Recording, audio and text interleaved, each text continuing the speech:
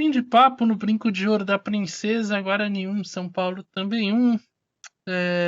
Jogo em que o São Paulo sai na frente no primeiro tempo, parecia que venceria com facilidade, mas ainda no primeiro tempo a equipe sofre ali o gol de empate, num vacilo na defesa e ficou por isso mesmo, né? A equipe do Morumbi tem ainda um jogo a menos, pode retomar a primeira colocação diante do Inter de Limeira se vencer o jogo lá em Brasília, mas fica com o sinal de alerta ligado, né? Enfrentou aí talvez uma das equipes, talvez não, uma das equipes mais fracas aí do Campeonato Paulista e não conseguiu vencer, Cássio Ângelo. Estevão Barros, Adiel Reis, a nossa nobre e enorme audiência dos meus amadores, era um jogo que tinha um roteiro para ser tranquilo para a equipe do Morumbis. A semana do Guarani foi muito tumultuada, teve seus principais jogadores afastados, um deles o Derek. Dentro dessa crise toda, o São Paulo era favorito, tem um time de melhor investimento, técnico e taticamente está muito à frente da equipe do Guarani, mas dentro de campo não transformou a superioridade em gols.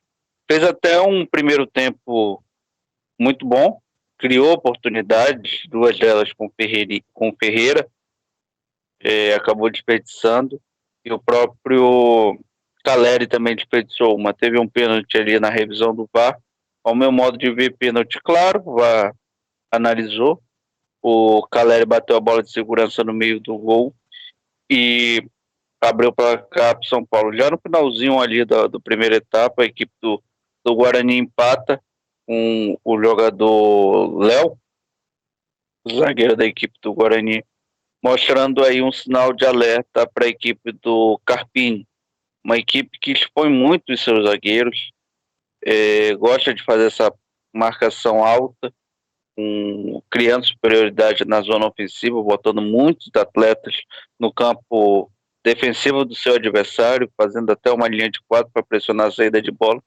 E quando a equipe adversária consegue, com a posse de bola, se desvencilhar, acaba ficando em superioridade. A cobertura dos dois zagueiros não foi bem feita na costa ali do lateral Wellington o jogo inteiro, não foi apenas no lance do gol, Estevão Barros e Atiel, isso a gente tem que ressaltar. O Alisson e o Pablo Maia se desdobrando na marcação, muito mais o Alisson. Achei uma partida do Pablo Maia muito abaixo. E além dos dois zagueiros também, o Ferrarese e o Alan Franco fizeram um jogo muito ruim. Mas o empate de hoje com certeza vai recair sobre o Ferreira. Desperdiçou talvez as melhores chances do primeiro tempo.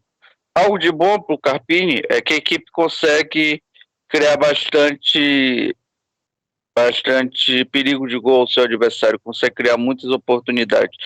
Mas o sinal de alerta no trabalho do Carpini está ligado. É uma equipe que precisa muito ainda de ajustes. A gente chama isso aí de encaixe. Encaixe da defesa, encaixe na marcação e melhorar esse trabalho de finalizações. Mas eu acho que não é terra arrasada. Eu consegui ver pontos positivos no trabalho do Carpini, assim como eu consegui também ver pontos negativos. A equipe do Guarani é uma equipe muito frágil. Para a Série B vai ter que se reforçar se quiser permanecer na Série B do Campeonato Brasileiro. Eu não digo nem para tentar o acesso, eu digo para permanecer. Tem que se reforçar. O trabalho do Claudinei Oliveira é bom. A equipe soube se defender contra o São Paulo, teve até a chance de ganhar, mas tecnicamente ainda é uma equipe muito, muito frágil, Estevão Barros. Não mostra criatividade no meio campo, o ataque depende muito ali de falhas da defesa, não tem repertório, e a defesa também mostrou ser muito lenta, muito pesada, não consegue construir jogadas. Agora, São Paulo e Inter de Limeira aí tem. São Paulo vai enfrentar Inter de Limeira e vamos ver se consegue se recolocar no Campeonato Paulista, seu Estevão Barros, o homem da informação. Pois é, vamos dar uma olhada nos números aqui antes de eu passar aí a bola pro Adiel, porque chama bastante atenção aqui. o número de finalizações do São Paulo. Posse de bola, 33 para o Guarani contra 67. Finalizações, 8 para o Guarani contra 22 do São Paulo. Chutes no gol, 3-5 para o São Paulo. 5-3 para o São Paulo. Escanteios, São Paulo também teve mais que o Guarani, 5-1. Olha aí, você já fez 5-1, Ediel? Desarmes, 15 para o Guarani contra 23 para o São Paulo. Faltas cometidas, 16 para o Bugre contra 14 do Tricolor. E amarelos, o Guarani teve meia dúzia, o São Paulo metade, 3. Muita finalização, muito volume, mas pouca efetividade. A Ediel Reis é uma marca aí do São Paulo, do Carpini nesse início. E começa a preocupar isso o final do jogo. Aliás, o segundo tempo inteiro eu achei muito ruim. O time caiu bastante. O primeiro tempo ali teve até algumas coisas interessantes. Mas fica esse sinal de preocupação aí pro torcedor do São Paulo. E tá vendo o time numa situação na tabela nem tão assim desconfortável. Ainda tem boa chance de conseguir a vaga, mas o desempenho da equipe tem deixado a desejar um pouco nessas últimas partidas. Lembrando que São Paulo, com esse empate, chega aí a 4 jogos sem vitória no Campeonato Paulista. Hein? Então, Estevão Barros, você falou uma coisa que, assim, preocupa, assim, pelo segundo tempo, tá? A primeira etapa do São Paulo foi muito boa, domínio total, e as estatísticas aí mostram isso. Num jogo como um todo, sim. Mas vamos dividir a análise por etapas. No primeiro tempo, o São Paulo teve amplas condições de golear a equipe do Guarani, e fica muito na conta do Ferreira. De novo, ele teve 3 chances de caprichar, poderia ter pelo menos 2-0, o São Paulo tinha que ter saído, um de pênalti, um gol tinha que ter feito. Teve uma outra chance ali, eu acho que foi o Eric que furou também, mas muita triangulação, estava funcionando bem o ataque do São Paulo. E aí nós vamos aí ver que é o seguinte, eu acho que o Carpini falou, ok, vamos continuar fazendo isso, vamos continuar fazendo, só que o time do São Paulo não entendeu. Os jogadores que voltaram, não voltaram achando que o Guarani fosse aceitar de novo a posse de bola após o empate. Não foi bem, o Guarani entendeu que dava para vencer o jogo. O São Paulo realmente era um time, hoje não era um time imbatível, e veio para cima. Dadas as circunstâncias, o jogo realmente caiu de ritmo, mas no segundo tempo o São Paulo não quis vencer o jogo. Acreditou que a qualquer momento, uma jogada ali trabalhada, o segundo gol ia sair e a vitória ia ser por 2-1 tranquilamente. Não aconteceu, isso foi desesperando. O Carpini começou a entender que os jogadores que estavam ali não queriam acelerar o jogo, fez as trocas, colocou o Wellington Rato em intensidade, depois primeiro ele colocou o Lucas, depois o Wellington Rato, e tentou alterar ali a disposição dos jogadores do meio para frente. Não funcionou, o Guarani se fechou lá na frente, e aí vem o problema final de tudo isso, né? Que o Guarani ainda teve a chance de virar o jogo nos minutos finais. Teve várias chances ali, a zaga no mano a mano, 3 ou 4 vezes, porque o Guarani também, tecnicamente, é muito inferior ao São Paulo. Mas numa partida equilibrada, o São Paulo toma esses gols, tranquilamente, tá? Então, resumindo isso tudo, São Paulo precisa treinar finalizações, precisa treinar recomposição mais rápida e, principalmente, Estevão Barros, precisa entender que um jogo não tem só 45 minutos, viu? Fez 45 minutos muito bons, elogiados, claro, com as ressalvas das finalizações, e 45 minutos péssimos, tá? Péssimos, a ponto da gente ver aqui o time cruzando bola na área, desesperando para fazer o segundo gol. Isso não pode acontecer com o São Paulo num jogo em que ele é muito superior. Poderia trabalhar a bola, trabalhar a jogada pelo meio campo, que não aconteceu hoje, não teve, São Paulo não teve meio campo. Eu não sei se vocês conseguem destacar alguém do meio campo, mas não aconteceu, tanto que o Alisson foi substituído, Pablo Maia foi muito mais marcador. O Lucas, quando jogou centralizado, funcionou, mas depois ele passou para a ponta esquerda e flutuou muito. Então foi muita jogada de bola na área, muito cruzamento e, de fato, pouca jogada trabalhada. Nós já estamos começando a ver um padrão do time do Carpini, né? Em que ele faz o primeiro tempo muito organizado e no segundo tempo de desespero total, ou de muita marcação ou de muito ataque, mas sem organização. Isso sim preocupa, tá? Isso sim é assustador. Eu acho que a gente deve olhar com carinho para o trabalho do Carpini em relação a isso. Pontos que devem ser consertados nas próximas partidas. Recomposição da defesa, tem que ter a recomposição em bloco, o São Paulo não está tendo isso. tá? Os pontas eles não estão voltando para ajudar os laterais, está ficando sempre no mano a mano. E o meio de campo precisa acontecer, cara. Se você tem um jogador centralizado, esse jogador ele precisa apoiar os atacantes e precisa ter o apoio dos volantes. Porque senão fica de novo um time que tem um bloco na defesa, um bloco no ataque, um jogador centralizado que não consegue trabalhar jogadas. É, eu concordo, acho que não é o momento de mandar o Carpini embora, acho que é o momento de respaldá-lo, mas também cobrá-lo, porque acho que o time até aqui, ok, tem a Supercopa e o Tabu que foram importantes, mas precisa mostrar mais aí nesse início.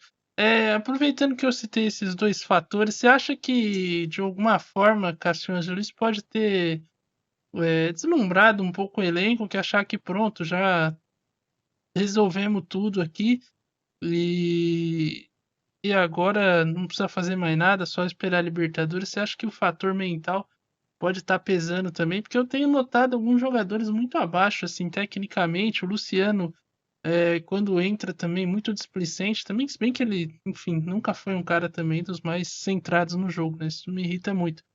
Mas eu tenho achado alguns caras assim meio aéreos, viajando assim, não estão muito focados ali no jogo. Você acha que esse fator também pode estar pesando dentro do São Paulo? Eu vi uma certa vez um recorte de um trecho de uma entrevista que o Muricy Ramalho concedeu, não sei aonde. Ele falava que é muito difícil você manter a competitividade num elenco que foi campeão. E aí eu entendo essa sua preocupação, Estevão Barros, e eu entendo o que você também está vendo dentro de campo. Porque jogadores conseguiram um título que era inédito para o São Paulo, uma equipe que foi multicampeão, campeão do mundo, campeão brasileiro. Só faltava esse título relevante, o título da Copa do Brasil, e a equipe conseguiu. Sai o treinador, Dorival Júnior, treinador experiente, e chega o Carpini.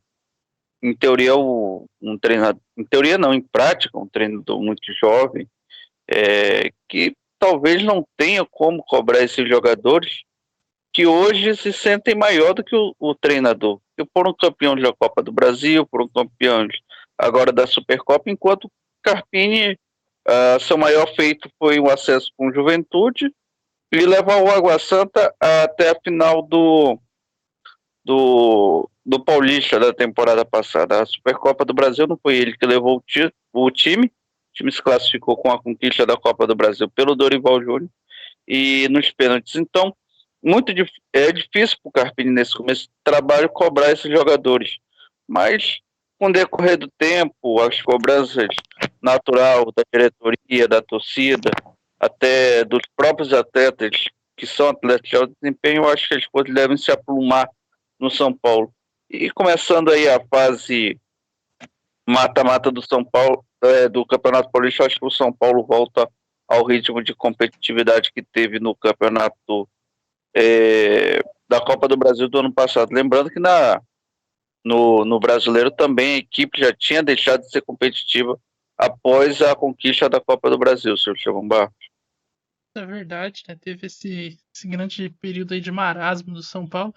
Mas acho até, Cássio, que nesse sentido, se eles quiserem retomar esse espírito, é bom que seja a partir de quarta-feira, porque depois tem clássico contra o Palmeiras também, então acho que são dois jogos aí que tem que ganhar Eu pra. acho que é a final do campeonato, inclusive.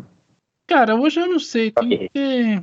O Santos tá muito bem, enfim. Olhando o desempenho do São Paulo nesses últimos jogos, eu não confiaria tanto no São Paulo, não.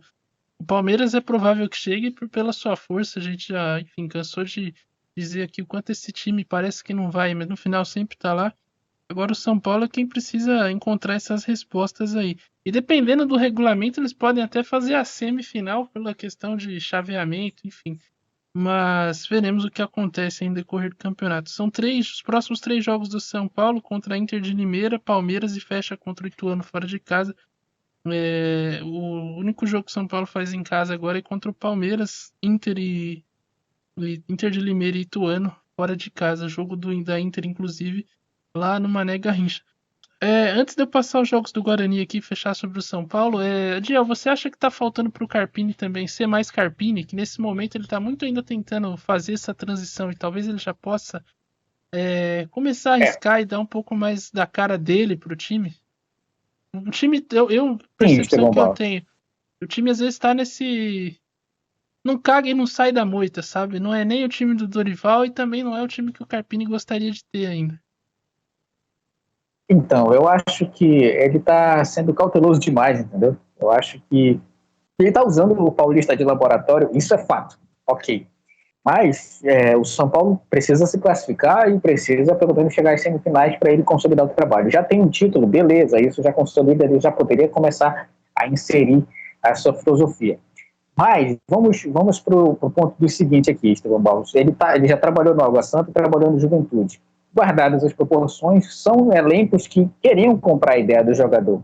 No São Paulo, nós temos aí Luciano, temos o Wellington Rato, nós temos alguns jogadores que talvez, aqui eu não estou levantando teoria nenhuma, tá? É que a gente está no campo do hipotético. Talvez sejam mais difíceis de lidar em relação à inserção de filosofia. Então, o trabalho de relação interpessoal extra-campo demanda um pouco mais de tempo. Tempo esse que no futebol brasileiro é muito curto, então talvez jogo a jogo, partida a partida, treino a treino, ele vai começando a inserir de fato, o jeito Carpini de ser. Porque nós estamos vendo um time que faz muito feijão com arroz, feijão com arroz enjoa de vez em quando, viu?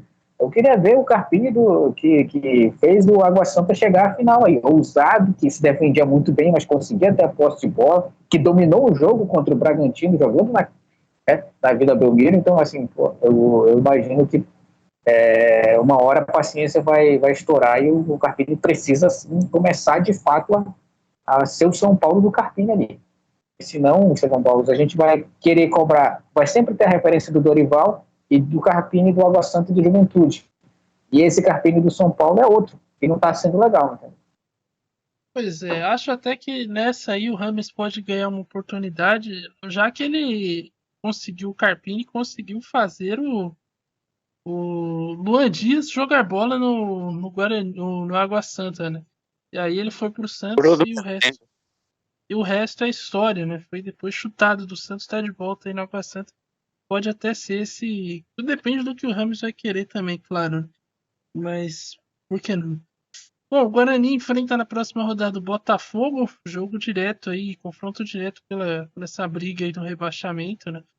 Caso o Botafogo vence o Guarani, praticamente dá adeus aí a qualquer chance de conseguir alguma permanência na Série A1. E na última rodada o Guarani enfrenta o Red Bull Bragantino no Brinco de Ouro da Princesa. Jogos aí então do Bugre no Paulistão Sicredi 2024. Bom, vamos encerrando por aqui.